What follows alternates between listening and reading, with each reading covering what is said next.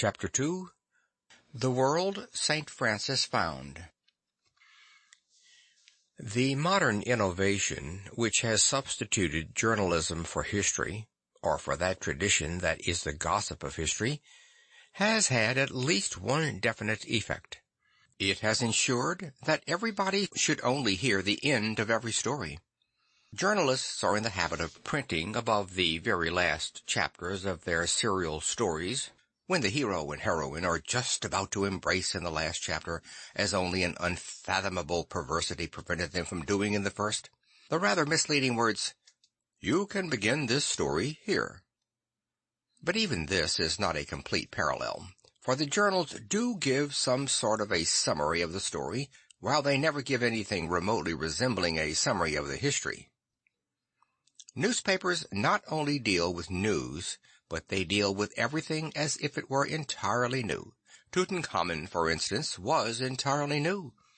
It is exactly in the same fashion that we read that Admiral Bangs has been shot, which is the first intimation we have that he has ever been born.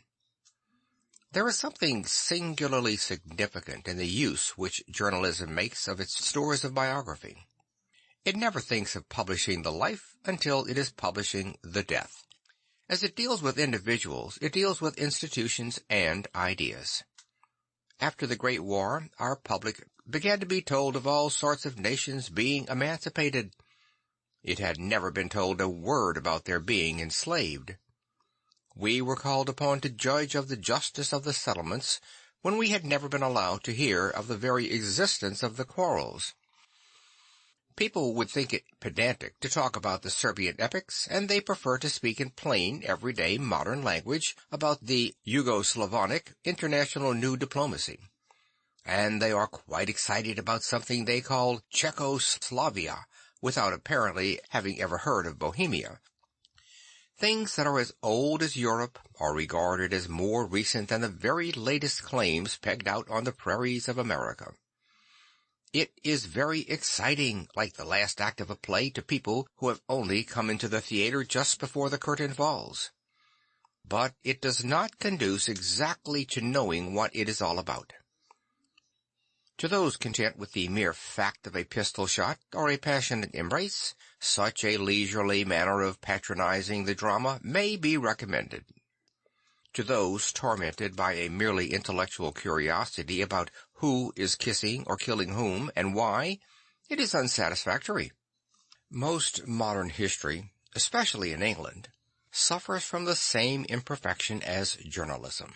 At best it only tells half of the history of Christendom, and that second half without the first half. Men for whom reason begins with the revival of learning, men for whom religion begins with the Reformation, can never give a complete account of anything, for they have to start with institutions whose origin they cannot explain, or generally even imagine. Just as we hear of the admiral being shot, but have never heard of his being born, so we all heard a great deal about the dissolution of the monasteries, but we heard next to nothing about the creation of the monasteries. Now this sort of history would be hopelessly insufficient even for an intelligent man who hated the monasteries. It is hopelessly insufficient in connection with institutions that many intelligent men do in a quite healthy spirit hate. For instance, it is possible that some of us have occasionally seen some mention by our learned leader writers of an obscure institution called the Spanish Inquisition. Well, it really is an obscure institution, according to them and the histories they read. It is obscure because its origin is obscure. Protestant history simply begins with the horrible thing in possession, as the pantomime begins with the demon king in the goblin kitchen. It is likely enough that it was, especially towards the end, a horrible thing that might be haunted by demons. But if we say this was so, we have no notion why it was so. To understand the Spanish Inquisition, it would be necessary to discover two things that we have never dreamed of bothering about: what Spain was and what an Inquisition was. The former would bring in the whole great question about the crusade against the Moors, and by what heroic chivalry a European nation freed itself of an alien domination from Africa.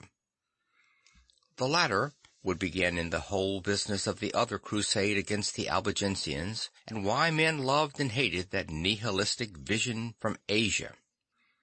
Unless we understand that there was in these things originally the rush and romance of a crusade, we cannot understand how they came to deceive men or drag them on towards evil.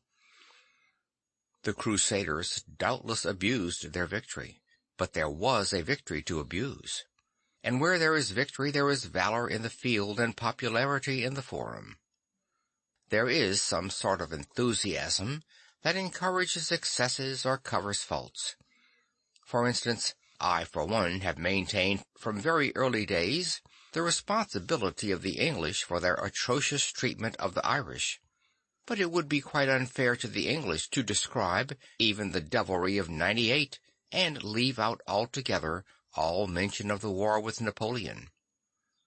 It would be unjust to suggest that the English mind was bent on nothing but the death of Emmett, when it was more probably full of the glory of the death of Nelson.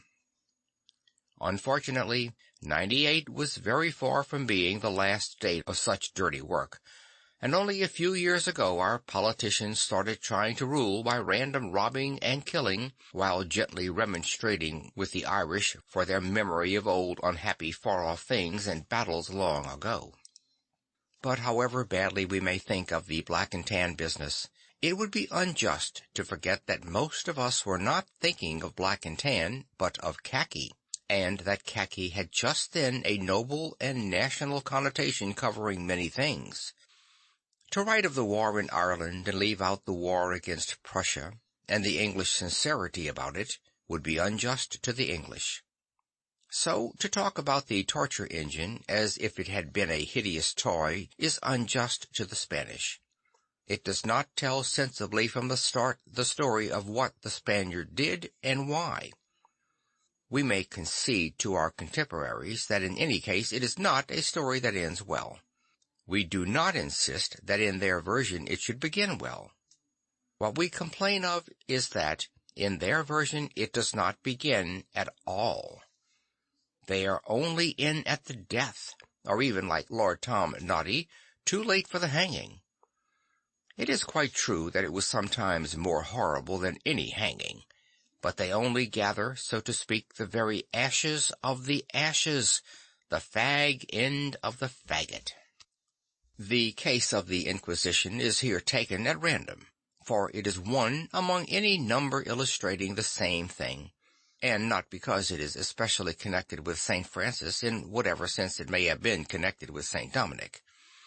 It may well be suggested later, indeed, that St. Francis is unintelligible, just as St. Dominic is unintelligible, unless we do understand something of what the 13th century meant by heresy and a crusade.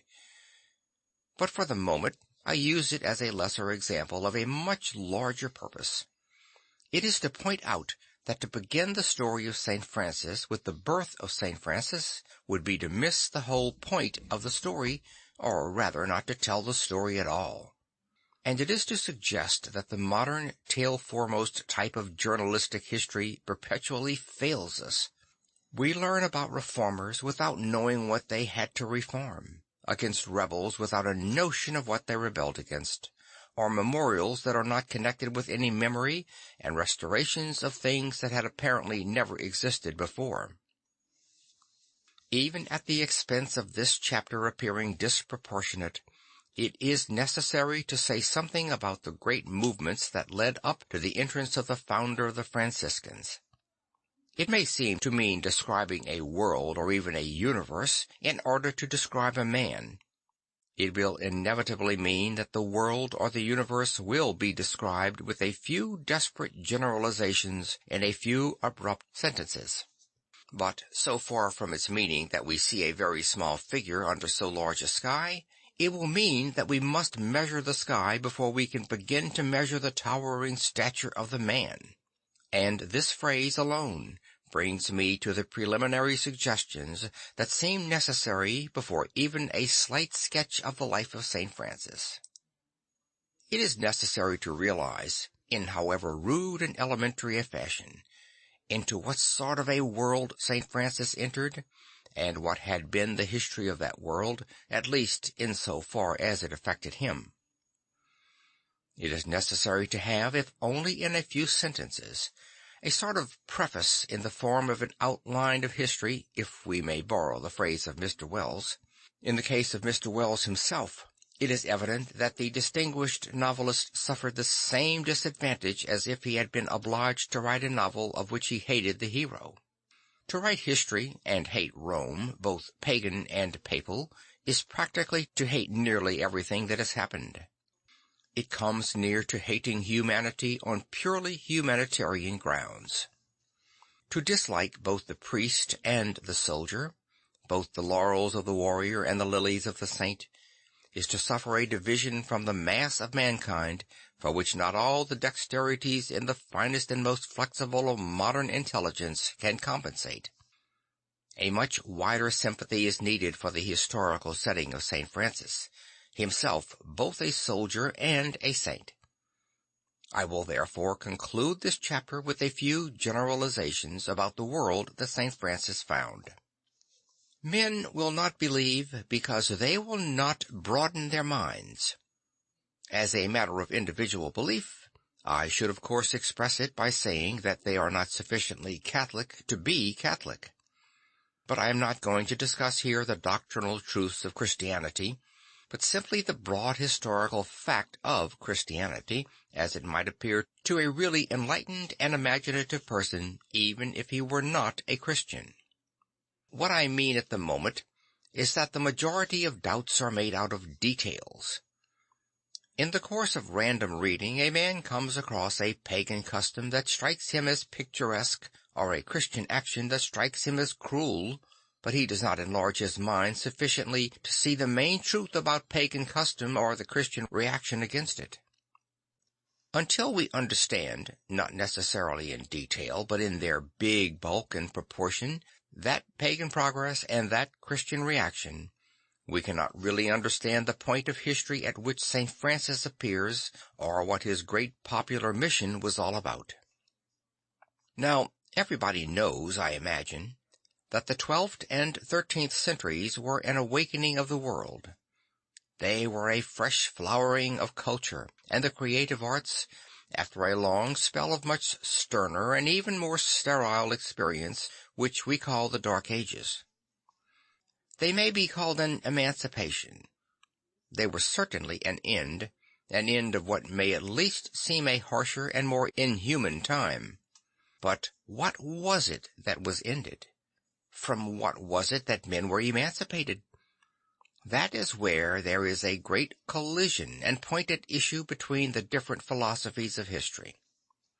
On the merely external and secular side, it has been truly said that men awoke from a sleep, but that there had been dreams in that sleep, of a mystical and sometimes of a monstrous kind. In that rationalistic routine into which most modern historians have fallen, it is considered enough to say that they were emancipated from mere savage superstition and advanced towards mere civilized enlightenment. Now, this is the big blunder that stands as a stumbling block at the very beginning of our story. Anybody who supposes that the Dark Ages were plain darkness and nothing else, and that the dawn of the 13th century was plain daylight and nothing else, will not be able to make head or tail of the human story of St. Francis of Assisi. The truth is that the joy of St. Francis and his Jongleurs de Dieu was not merely an awakening. It was something which cannot be understood without understanding their own mystical creed. The end of the Dark Ages was not merely the end of a sleep. It was certainly not the end of a superstitious enslavement. It was the end of something belonging to a quite definite but quite different order of ideas. It was the end of a penance, or, if it be preferred, a purgation. It marked the moment when a certain spiritual expiation had been finally worked out, and certain spiritual diseases had been finally expelled from the system. They had been expelled by an era of asceticism, which was the only thing that could have expelled them. Christianity had entered the world to cure the world, and she had cured it in the only way in which it could be cured. Viewed merely in an external and experimental fashion, the whole of the high civilization of antiquity had ended in the learning of a certain lesson, that is, in its conversion to Christianity. But that lesson was a psychological fact as well as a theological faith. That pagan civilization had indeed been a very high civilization. It would not weaken our thesis, it might even strengthen it, to say that it was the highest that humanity ever reached. It had discovered its still unrivaled arts of poetry and plastic representation. It had discovered its own permanent political ideals. It had discovered its own clear system of logic and of language. But above all, it had discovered its own mistake. The mistake was too deep to be ideally defined. The shorthand of it is to call it the mistake of nature worship. It might almost as truly be called the mistake of being natural, and it was a very natural mistake. The Greeks, the great guides and pioneers of pagan antiquity, started out with the idea of something splendidly obvious and direct. The idea that if man walked straight ahead on the high road of reason and nature, he could come to no harm, especially if he was, as the Greek was, eminently enlightened and intelligent. We might be so flippant as to say that man was simply to follow his nose so long as it was a Greek nose. And the case of the Greeks themselves is alone enough to illustrate the strange but certain fatality that attends upon that fallacy. No sooner did the Greeks themselves begin to follow their own noses and their own notion of being natural than the queerest thing in history seems to have happened to them. It was much too queer to be an easy matter to discuss. It may be remarked that our mere repulsive realists never give us the benefit of their realism. Their studies of unsavory subjects never take note of the testimony which they bear to the truths of a traditional morality. But if we had the taste for such things, we could cite thousands of such things as part of the case for Christian morals. And an instance of this is found in the fact that nobody has written, in this sense, a real moral history of the Greeks. Nobody has seen the scale or the strangeness of the story. The wisest men in the world set out to be natural, and the most unnatural thing in the world was the very first thing they did. The immediate effect of saluting the sun and the sunny sanity of nature was a perversion spreading like a pestilence. The greatest and even the purest philosophers could not apparently avoid this low sort of lunacy. Why? It would seem simple enough for the people whose poets had conceived Helen of Troy, whose sculptors had carved the Venus of Milo, to remain healthy on the point. The truth is that people who worship health cannot remain healthy. When man goes straight, he goes crooked. When he follows his nose, he manages somehow to put his nose out of joint, or even to cut off his nose to spite his face. And that in accordance with something much deeper in human nature than nature worshippers could ever understand. It was the discovery of that deeper thing, humanly speaking, that constituted the conversion to Christianity. There is a bias in man, like the bias in the bowl, and Christianity was the discovery of how to correct the bias and therefore hit the mark. There are many who will smile at the saying, but it is profoundly true to say that the glad good news brought by the gospel was the news of original sin. Rome rose at the expense of her Greek teachers largely because she did not entirely consent to be taught these tricks. She had a much more decent domestic tradition, but she ultimately suffered from the same fallacy in her religious tradition, which was necessarily in no small degree the heathen tradition of nature worship. What was the matter with the whole heathen civilization was that there was nothing for the mass of men in the way of mysticism, except that concerned with the mystery of the nameless forces of nature, such as sex and growth and death. In the Roman Empire also, long before the end, we find nature worship inevitably producing things that are against nature. Cases like that of Nero have passed into a proverb, where sadism sat on a throne brazen in the broad daylight. But the truth I mean is something much more subtle and universal than a conventional catalogue of atrocities. What had happened to the human imagination as a whole was that the whole world was colored by dangerous and rapidly deteriorating passions, by natural passions becoming unnatural passions. Thus, the effect of treating sex as only one innocent natural thing was that every other innocent natural thing became soaked and sodden with sex. For sex cannot be admitted to a mere equality among elemental emotions or experiences like eating and sleeping. The moment sex ceases to be a servant, it becomes a tyrant. There is something dangerous and disproportionate in its place in human nature, for whatever reason, and it does really need a special purification and dedication. The modern talk about sex being free like any other sense, about the body being beautiful like any tree or flower, is either a description of the Garden of Eden or a piece of thoroughly bad psychology, of which the world grew weary 2,000 years ago. This is not to be confused with mere self-righteous sensationalism about the wickedness of the pagan world. It was not so much that the pagan world was wicked, as that it was good enough to realize that its paganism was becoming wicked, or rather was on the logical high road to wickedness. I mean that there was no future for natural magic. To deepen it was only to darken it into black magic. There was no future for it, because in the past it had only been innocent because it was young. We might say it had only been innocent because it was shallow. Pagans were wiser than paganism. That is why the pagans became Christians.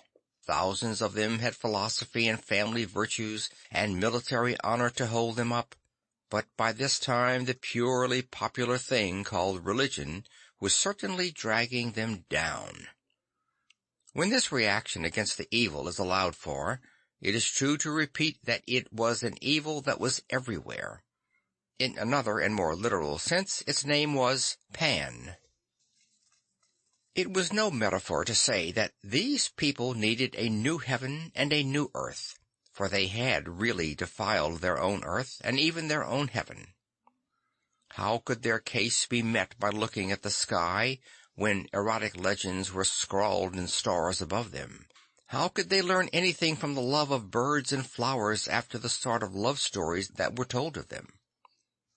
It is impossible here to multiply evidences, and one small example may stand for the rest. We know what sort of sentimental associations are called up to us by the phrase "a garden," and how we think mostly of the memory of melancholy and innocent romances, or quite as often of some gracious maiden lady or kindly old parson pottering under a yew hedge, perhaps in sight of a village spire. Then let anyone who knows a little Latin poetry recall suddenly what would once have stood in place of the sundial or the fountain, obscene and monstrous in the sun, and of what sort was the god of their gardens. Nothing could purge this obsession but a religion that was literally unearthly. It was no good telling such people to have a natural religion full of stars and flowers. There was not a flower or even a star that had not been stained. They had to go into the desert where they could find no flowers, or even into the cavern where they could see no stars. Into that desert and that cavern the highest human intellect entered for some 4 centuries, and it was the very wisest thing it could do. Nothing but the stark supernatural stood up for its salvation. If God could not save it, certainly the gods could not. The early church called the gods of paganism devils, and the early church was perfectly right. Whatever natural religion may have had to do with their beginnings, nothing but fiends now inhabited those hollow shrines. Pan was nothing but panic. Venus was nothing but venereal vice. I do not mean for a moment, of course, that all the individual pagans were of this character, even to the end, but it was as individuals that they differed from it. Nothing distinguishes paganism from Christianity so clearly as the fact that the individual thing called philosophy had little or nothing to do with the social thing called religion. Anyhow, it was no good to preach natural religion to people to whom nature had grown as unnatural as any religion. They knew much better than we do what was the matter with them, and what sort of demons at once tempted and tormented them. And they wrote across that great space of history the text, "This sort goeth not out but by prayer and fasting." Now, the historic importance of St. Francis and the transition from the 12th to the 13th century lies in the fact that they marked the end of this expiation. Men at the close of the Dark Ages may have been rude and unlettered and unlearned in everything but wars with heathen tribes, more barbarous than themselves, but they were clean. They were like children. The first beginnings of their rude arts have all the clean pleasures of children. We have to conceive them in Europe as a whole, living under little local governments, feudal in so far as they were a survival of fierce wars with the barbarians, often monastic, and carrying a more friendly and fatherly character, still faintly imperial in so far as Rome still ruled as a great legend. But in Italy something had survived more typical of the finer spirit of antiquity, the Republic. Italy was dotted with little states, largely democratic in their ideals and often filled with real citizens. But the city no longer lay open as under the Roman peace, but was pent in high walls for defense against feudal war, and all the citizens had to be soldiers. One of these stood in a steep and striking position on the wooded hills of Umbria, and its name was Assisi. Out of its deep gate under its high turrets was to come the message that was the gospel of the hour. Your warfare is accomplished. Your iniquity is pardoned. But it was out of all these fragmentary things of feudalism and freedom and remains of Roman law that there was to rise, at the beginning of the 13th century, vast and almost universal, the mighty civilization of the Middle Ages. It is an exaggeration to attribute it entirely to the inspiration of any one man, even the most original genius of the 13th century. Its elementary ethics of fraternity and fair play had never been entirely extinct, and Christendom had never been anything less than Christian. The great truisms about justice and pity can be found in the rudest monastic records of the barbaric transition or the stiffest maxims of the Byzantine decline. And early in the 11th and 12th centuries, a larger moral movement had clearly begun. But what may fairly be said of it is this, that over all these first movements there was still something of that ancient austerity that came from the long penitential period. It was the twilight of morning, but it was still a grey twilight. This may be illustrated by the mere mention of 2 or 3 of these reforms before the Franciscan reform. The monastic institution itself, of course, was far older than all these things. Indeed, it was undoubtedly almost as old as Christianity. Its counsels of perfection had always taken the form of vows of chastity and poverty and obedience. With these unworldly aims, it had long ago civilized a great part of the world. The monks had taught people to plow and sow, as well as to read and write. Indeed, they had taught the people nearly everything that the people knew. But it may truly be said that the monks were severely practical, in the sense that they were not only practical but also severe, although they were generally severe with themselves and practical for other people. All this early monastic movement had long ago settled down and doubtless often deteriorated, but when we come to the first medieval movements, this sterner character is still apparent. 3 examples may be taken to illustrate the point. First, the ancient social mold of slavery was already beginning to melt. Not only was the slave turning into the serf, who was practically free as regards his own farm and family life, but many lords were freeing slaves and serfs altogether. This was done under the pressure of the priests, but especially it was done in the spirit of a penance. In one sense, of course, any Catholic society must have an atmosphere of penance. But I am speaking of that rather sterner spirit of penance which had expiated the excesses of paganism. There was about such restitutions the atmosphere of the deathbed, as many of them doubtless were examples of deathbed repentance. A very honest atheist with whom I once debated made use of the expression, "Men have only been kept in slavery by the fear of hell." As I pointed out to him, if he had said that men had only been freed from slavery by the fear of hell, he would at least have been referring to an unquestionable historical fact. Another example was the sweeping reform of church discipline by Pope Gregory VII. It really was a reform, undertaken from the highest motives, and having the healthiest results. It conducted a searching inquisition against simony and the financial corruptions of the clergy. It insisted on a more serious and self-sacrificing ideal for the life of a parish priest. But the very fact that this largely took the form of making universal the obligation of celibacy will strike the note of something which, however noble, would seem to many to be vaguely negative. The third example is in one sense the strongest of all. For the third example was a war, a heroic war, and for many of us a holy war, but still something having all the stark and terrible responsibilities of war. There is no space here to say all that should be said about the true nature of the Crusades. Everybody knows that in the very darkest hour of the Dark Ages, a sort of heresy had sprung up in Arabia, and became a new religion of a military but nomadic sort, invoking the name of Mohammed. Intrinsically, it had the character found in many heresies, from the Moslem to the monist. It seemed to the heretic a sane simplification of religion, while it seemed to the Catholic an insane simplification of religion, because it simplifies all to a single idea, and so loses the breadth and balance of Catholicism. Anyhow, its objective character was that of a military dagger to Christendom, and Christendom had struck at the very heart of it in seeking to reconquer the holy places.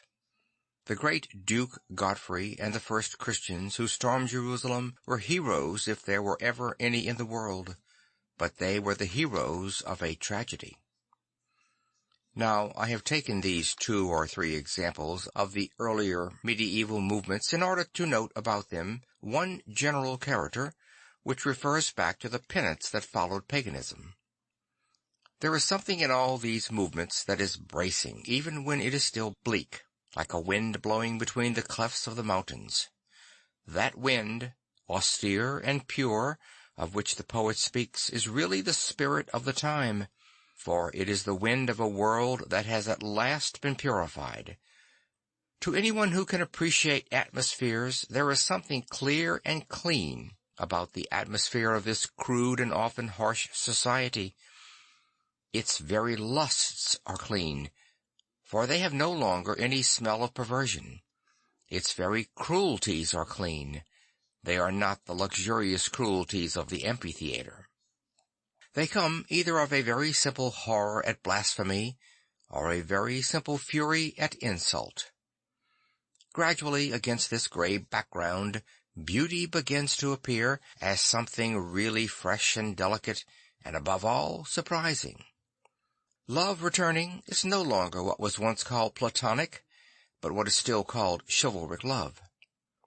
The flowers and stars have recovered their first innocence. Fire and water are felt to be worthy to be the brother and sister of a saint. The purge of paganism is complete at last. For water itself has been washed. Fire itself has been purified as by fire. Water is no longer that water into which slaves were flung to feed the fishes. Fire is no longer that fire through which children are passed to Moloch. Flowers smell no more of the forgotten garlands gathered in the garden of Priapus. Stars stand no more as signs of the far frigidity of gods, as cold as these cold fires. They are all like things newly made and awaiting new names from one who shall come to name them. Neither the universe nor the earth have now any longer the old sinister significance of the world. They await a new reconciliation with man, but they are already capable of being reconciled. Man has stripped from his soul the last rag of nature worship and can return to nature. While it was yet twilight, a figure appeared silently and suddenly on a little hill above the city, dark against the fading darkness. For it was the end of a long and stern night, a night of vigil not unvisited by stars. He stood with his hands lifted, as in so many statues and pictures, and about him was a burst of birds singing, and behind him was the break of day. End of chapter 2.